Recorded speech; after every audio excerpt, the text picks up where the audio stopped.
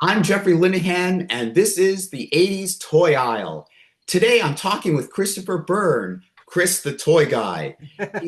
He's spent decades uncovering design and why certain toys are still generating billions of dollars 40 years later. In addition to his website, thetoyguy.com, you can find his 5 books on Amazon. Toy Time, from hula hoops to He-Man to Hungry Hungry Hippos, one of my favorites, Hungry Hungry Hippos.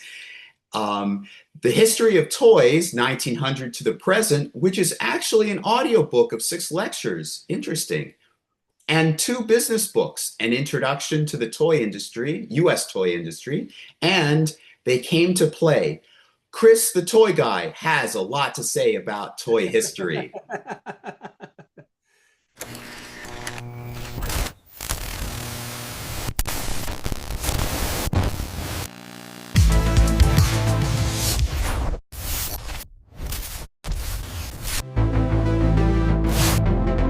Chris, thank you for coming on the show. Oh, it's a pleasure to be with you. Uh, you cover quite a lot of generations in your books. Any shifts or repeating patterns you've seen through the generations? Well, Any common characteristics amongst kids from baby boomers to silent generation to whatever? right, to even before that. The thing about toys and play, especially in childhood development, is its role doesn't really change. There are 3 things that play does for kids. It lets them have new experiences, explore the world, and finally express themselves. Those 3 things are a constant. If the toy was a rock in Mesopotamia in prehistory, or an LOL surprise doll today, those are the same things. And what I always say is that the play hasn't really changed. That discovery, the props change, and the props tend to reflect the culture at large. It'd be interesting to write, actually, the way you say that, it'd be interesting to write a book about ancient Egyptian toys. I know there were board games. There were board games, what we know as Mancala. They Mhm. found marbles when they opened the pyramids. They found rudimentary sort of chase games because the pharaohs would need to do something to entertain themselves in the next world. But there were a lot of games. Tops go back to that far. So really, it's this kind of, what can I do to explore finger or mental stuff and create a wow. A top Mhm. was a wow, and it still is to a lot of kids. Yeah. Going on to my second question. Now, I'm sure you're familiar with this. 3 years, if you have a good toy line, probably about 3 years is good. You have a novel year, you have a peak year, a heyday year, and then you have like a sundown year where it's kind of fading away. There's certainly a plethora of toys like that. However, some of them, like Teenage Mutant Ninja Turtles and Transformers and so forth, they've they've lasted certainly more than 3 years. Can you comment on that? Sure. When you consider that there are probably around 160,000 toys for sale in the US at any given time, from the 10-cent impulse toy up to the more sophisticated electronic toy, it's very rare for a toy to exist, for more than 5 years. The iconic brands we know, Barbie, GI Joe, Hot Wheels, Etch a Sketch, Monopoly, those are high visibility and high in our cultural shared experience, but they really are just the tiniest percentage of the toy industry overall. Mm. Sometimes I think the simplest, and I'd like to get into that. The simplest gimmick, I guess for a toy line to be successful, you've got to have just a simple gimmick. They talk about like movies. If you can't explain it, the log line in a sentence or two, um, you have to go back to the drawing board. With toy lines, if you can't explain, okay, this is what will fascinate kids, Right. you go back to the drawing board. Transformers, it's aside, well, you've got 2 basically warring factions, but a lot of toys had that. It's the Right. transformability. For Barbie, they're dolls. They're beautiful dolls. Ken would be a beautiful doll, I guess. Handsome doll. um, I guess if you can't get it down to that gimmick, identify what your gimmick is, would that be a flaw? It certainly can be, especially if you're looking at something like a game. Um, Pictionary, charades on paper, Othello, a minute to learn, a lifetime to master, Monopoly, corner the market on real estate. The converse of that is a game which I won't give you the name of that I saw during the whole Pictionary heyday that came with a book that was about the thickness of, I don't know, a romance novel. It was probably, the book was about 3 inches thick, and it was so complicated that even though it was beautifully designed, and actually when you dug into it, you played it well, nobody's going to open the box and spend half the day doing that before they play. You want to open the box and play right away. Hmm. When you say that, I'm reminded, of course, of this book about Monopoly, which gave the instructions for Monopoly. And I think it joked, I'm certain in there it joked about how few people actually read the instructions for Monopoly when they started playing. Yeah, They started making and you don't need to. You don't need to. And then there's house rules that people make up, and money in the center for the kitty if you land on free parking, Mhm. things that speed up the game. It's People make up their house rules, and the good thing about a game is that it's different every time it's played, depending on who you play it with. Mm. Um, Going on to question three. Uh, Now, this is interesting. In the 1980s, of course, you had the Japanese toys. You had the Japanese imports that we would come today to know as Transformers. There was a backstory to some of these imports. For example, Machine Robo, and I'm not sure if there was one for Machine Robo. Um, Diaclone have certainly had one, so forth. Right. But I think of Marvel as being a huge reason for sustainability of Transformers and GoBots getting Hanna-Barbera to um, do the cartoons. Right, right. Um, Culturally speaking, I'm wondering if the Japanese kids had a different relationship with their toys than, or was it just simply there was no Marvel at the time to develop backstories? Was there a cultural difference between Americans and Japanese, or was it more like Marvel came in and said, "Hey, we can do it better"? Well, Marvel had always been comic books, so mostly before they got into entertainment, and then they got into Spider-Man and some of the other more, shall we say, accessible characters. But for a long time, anime and manga and all of those had been really popular in Japan. There was Tobor the Eighth Man. There was Speed Racer. All of these things that had come out of Japan, and but also the intricacy of the original toys that would become Transformers.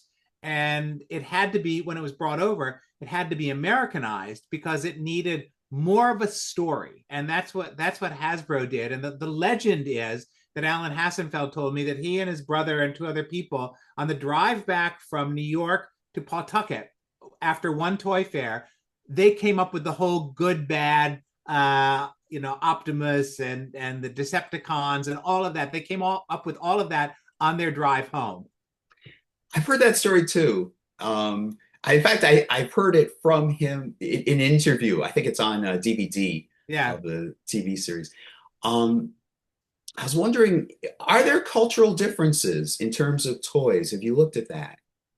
There are, to a certain extent, but the cultural differences more come down to the differences in narrative and how do you engage with it. A couple of examples. When Hello Kitty first came to the United States in 1981, Hello Kitty was launched as a preschool product, and it really kind of bombed. And I know it bombed because I was working on it at CBS Toys.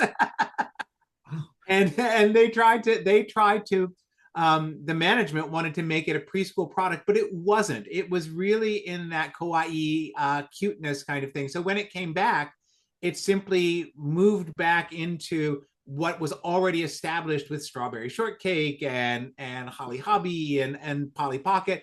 It became a sweet collectible, and that's where its strength has been for the past 50 years in Japan. I think there's another thing that happens with in Japan, and we see it in a very pronounced way today, which is that the anime series, things like Demon Slayer, are really willing to go into darker stories, and kids relate to those, and they relate to the darker stories, and they are more, I don't know, expressive in a way of the full range of a child's experience, rather than just being completely sweet and completely nice. And that there are dark things that happen, whether it's something simple like Eeyore and Winnie the Pooh, or something, like Voldemort in Harry Potter. Kids need that range of expression vicariously and through narrative. I agree with you. I agree with you. And perhaps it's somewhat healthy.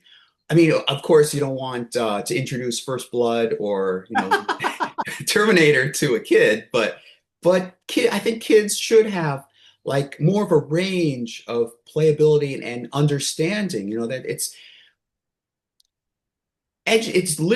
educational. Toys are educational for a kid. They're developing their storytelling. They're understanding personality. They're understanding the world through the toys. That's true. And something I write about fairly often is that the vicarious experience can be empowering, because our brain doesn't know the difference between whether we experience something intently through narrative or we experience it in real life. And we still create those chemical reactions in our bodies.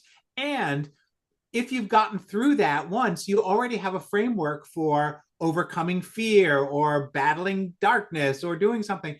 It really is empowering in the best possible way for kids. Yeah. When you were mentioning, I remember in your answer, I was thinking of Voltron, Right. where I'm sure you know where I'm going with this. We know Americans know it as Voltron, but in the original Japanese, it was Go Lion. And for kids at the time, I personally think kids would have been able to deal with it.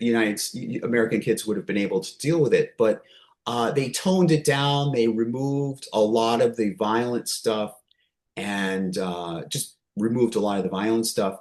But it's interesting. I was watching on YouTube an advertisement for the new Go Lion, the new release of the Go Lion series, and it was basically the wording was, you experienced Voltron as a child, but look at what you missed. Now you're adult. Now you can handle this. Right. Right. Yeah, they toned it down originally, but do you think would have been able to, kids in the 1980s would have been able to handle Go Lion? They might have been. What's so interesting about kids is that they don't. If something is too complicated for them and it's above their cognitive development, they simply don't process it. It just flows right through. I have a funny non-toy story about that, which is when my niece was very young, she got obsessed with Les Miserables. So it was revived on Broadway. So I took her to see Les Miserables, and I'm sitting there going, okay, drunkenness, prostitution, all of this stuff. My brother's going to kill me because I hadn't seen it in ages. And I literally watched it go over her head. And all she cared about was this little girl that they weren't treating nicely. so, Ah, so it was so funny, because that was sort of the most graphic representation of how kids don't process things. But with Voltron, especially what's coming out now, they are leaning into the so-called kidult market, the older consumer who is getting into the narrative, who hasn't given up on that, wants to revisit it. There are other properties coming out this year that are pretty complicated and pretty dark, and they are not, they are rated for 14 and up. These are not kids' toys. that reminds me of, this is off topic, but you'll see why I bring it up. Um, I'm Jewish, and there was a Torah study. The rabbi conducting the Torah study said he had, I think he was looking through a bookstore or something, and there was an audio version of the Bible, and it said, contains violence, something or other, from age 14 and up. And this is like, these aren't Bible stories for little kids. Right, right. Oh, my brothers and I loved all the smiting when we were kids. We Yeah. loved the smiting and the idea that you could turn into a pillar of salt. That was really cool. Yeah. Um, that's actually a good segue. What you were talking about earlier was a good segue to my next question. I may be wrong in this, but speaking as a Gen Xer, I remember when you had actual physical. There were these things called I think usually in shopping malls, toy stores with aisles of physical toys. Now, of course, we have Amazon and so forth. We can buy stuff online and go to Hamfest or toy collector fest and so forth. Um, there's a lot more digital technology adding, and literally sometimes it's just only digital pixels on a screen. Kids my age played with physical props. Right. Am I wrong or am I misguided, my misinterpretation that adults are buying physical toys at premium prices, not playing with them necessarily, but they're like collector's items. They stand on a personal desk. But yeah, there's two things in there. First of all, one of the things that we've been very happy to see with Gen Alpha, which is kids born since 2012, has been that the return to physical dimensional play. Because as I say, these kids grew up, they were handed a screen pretty much from the time they could teeth, they teethed on the phone. And now you give them a physical toy and it's like, wow, that's amazing. And so the social play and the physical play is so important. For the adults, yes, they are collecting things that they loved as a child. I mean, that was really what eBay started with, which is like Pez dispensers and toys and things like that. And so yes, I mean, I think that is a touchstone with the past, and it is part of the process of collecting, which is a very, very human impulse to do. It's just that in other generations, they collected things like Hummel figures, or back in the beginning of the 19th century, Staffordshire pottery was a craze. It was the first mass-produced collectible in Staffordshire, England. And so it became a real popular thing. Wedgwood collectible plates. So we still love to collect. It's just that what humans are collecting now are Marvel figures or Funko Pops or anything like that. Yeah, you got to get over that notion. I suppose that each generation has where when they think of toys, they think of whatever they played with as toys, and it's Exactly. like when I think of toys, I think of Transformers. I think of stuff that had cartoons and comic Yep. books and some kind of gimmick, and that's not necessarily what a Gen Alpha would think of as a toy. Well, they're still influenced by a lot of things, especially the younger kids. They're influenced by Bluey and Peppa Pig and Paw Patrol, three stories that are very accessible to younger children because they're either about domestic life, Peppa and Bluey, or they're classic things like sort of the unempowered hero who becomes the hero, which is very relatable for a preschooler. Oh.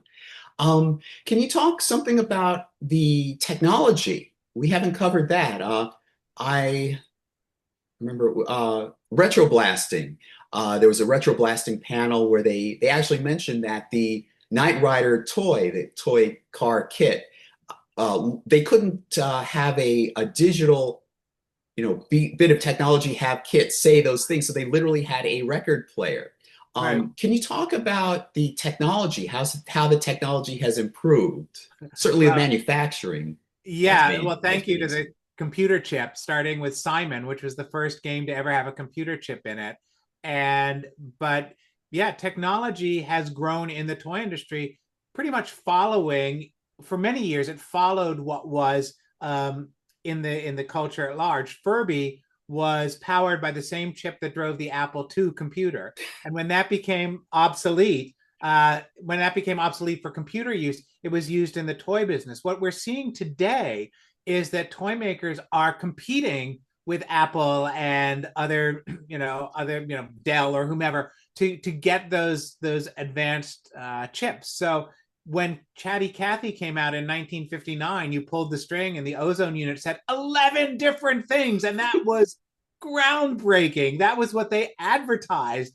Now with a connection to the internet and a chip, the toy can constantly be refreshed.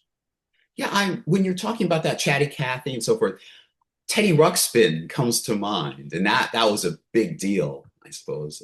Teddy Ruxpin was a cassette player with a bear wrapped around it. Yeah.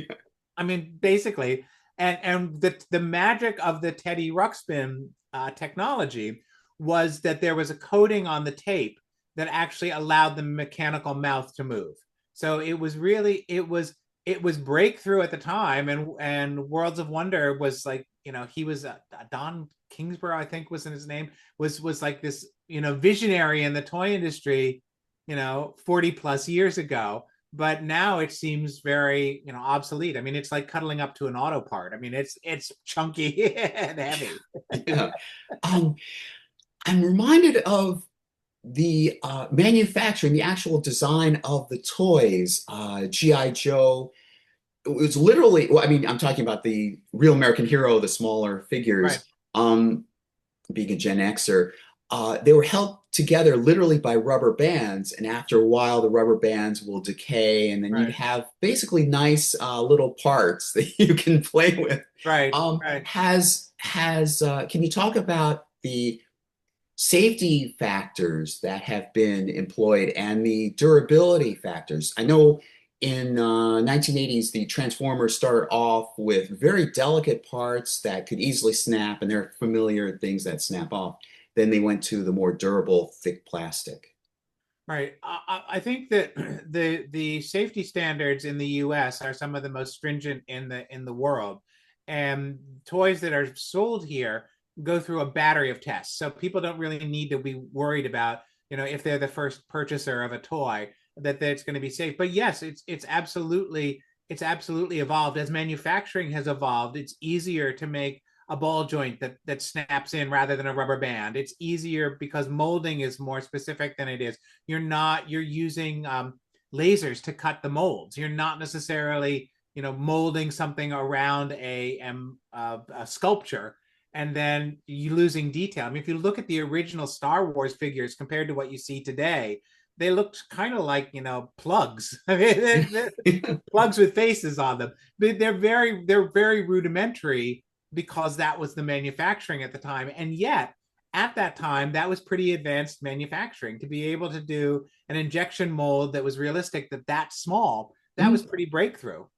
Yeah, I remember going through the aisles now to get to actual nostalgic past. I remember going through toy aisles and the wonder of seeing, well, some of it was the packaging. Maybe we could talk about something about that, the packaging of these toys.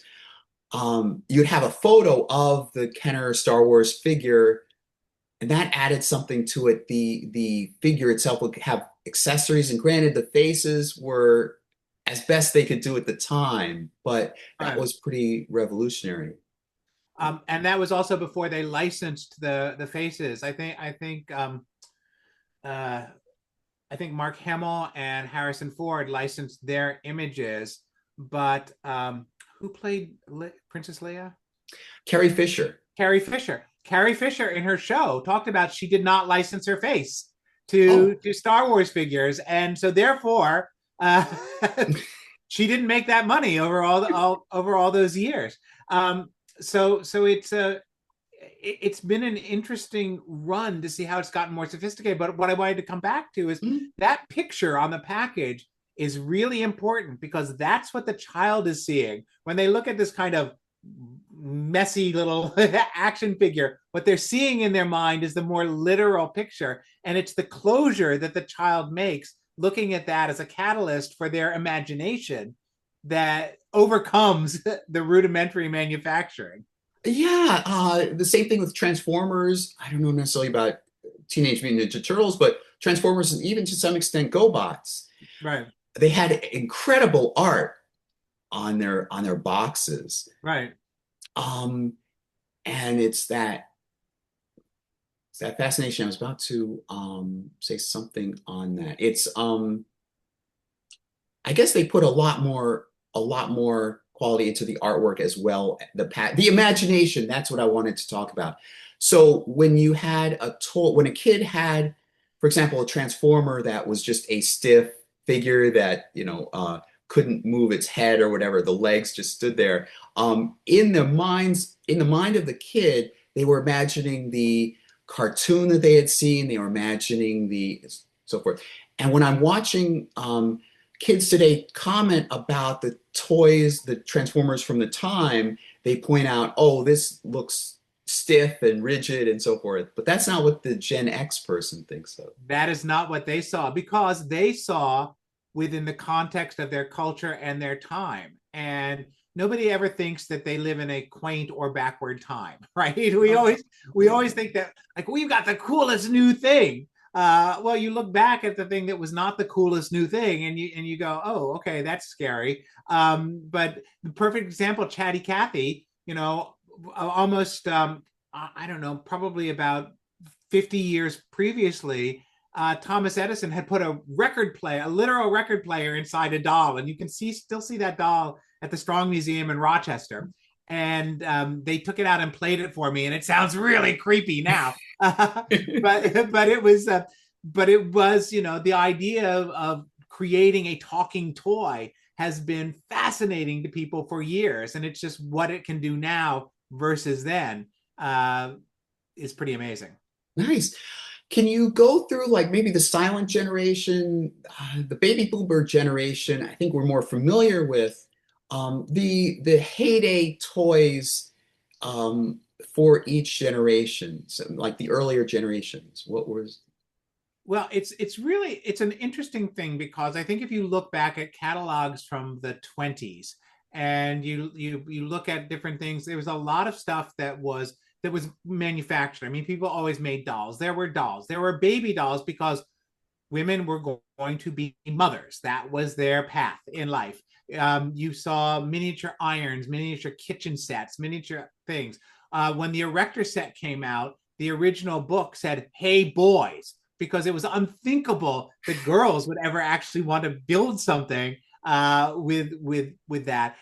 Tinker Toy, all of those toys from the 20s, Show and Hut, their pianos, Schilling with their steel toys. My father, who was born in 1922, had a toy which I still have, but I'm scared to plug it in.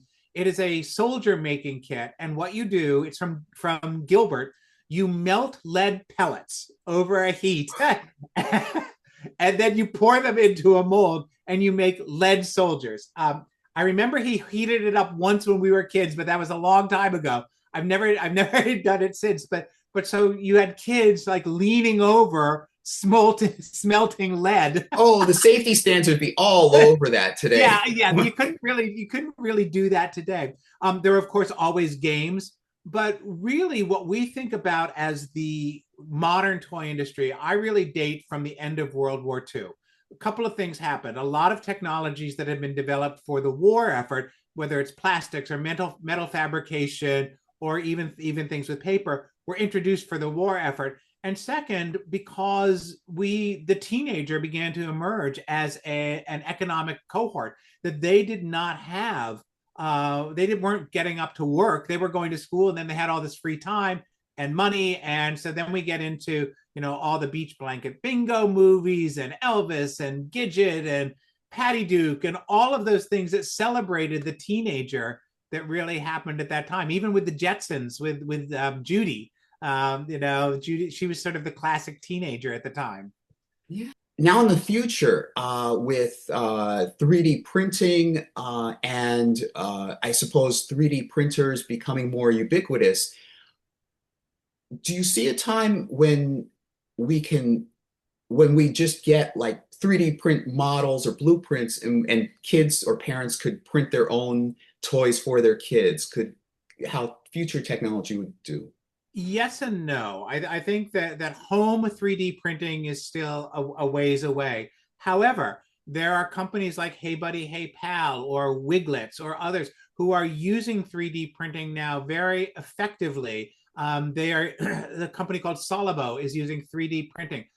The two advantages to that. First of all, the technology has gotten to the point where those 3D printed toys can pass safety standards. That did not, a few years ago, they were more fragile or delicate and wouldn't pass safety standards. That's been resolved. It's also possible when you're doing 3D printing to bring that back to the United States. You're not going to do big roto molding or whatever in the United States, labor intensive stuff, but you can set up a room of 3D printers to make toys 24/7 if that's what you want to do. So I think that there's a couple of companies that are leaning into that, but we don't really see, other than component parts or the little toys like the Wiglets that are done together, being 3D printed. That said, something like Wiglets can do animated toys that they can 3D print, which they could never afford to do if it required manual assembly.